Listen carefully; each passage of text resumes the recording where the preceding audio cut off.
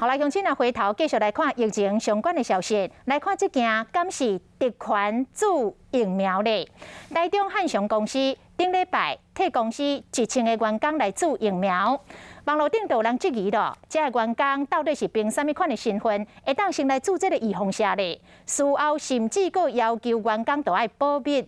也毋过汉翔公司是来回应讲，早伫1个月前，就以特定各项的专案向国防部申请疫苗，嘛无对员工来下这个封口令。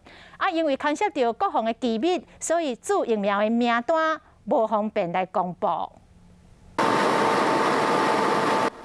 今年3月，拥有战机公开表演负责制作的汉翔公司变成热门话题。因为即马煞听讲，汉翔公司内面几千个员工顶礼拜已经注完A Z疫苗啊。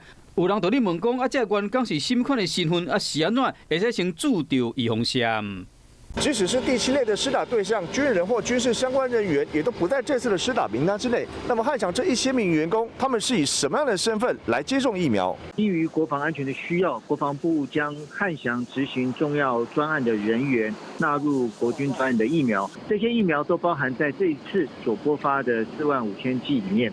汉翔公司回应讲，拥有战机甲 F-16战斗机研究开发，目前拢伫汉翔公司进行。尤其即马咱国3年平抗疫时常有中共军机来抵乱，空防安全的压力真大，必须要赶上进度，所以讲就以专案的方式来申请。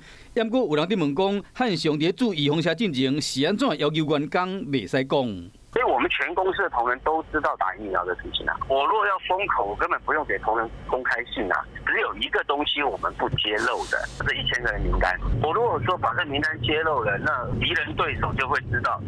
汉翔公司解释讲，伫注预防针进前，公司拢有法公开信予同仁，免咧注过预防针的同仁继续拍拼，嘛且还未注到预防针的同仁唔免烦恼。也毋过这1000个注过预防针的员工有甚物人？汉翔讲这是国防机密，无方便公开名单。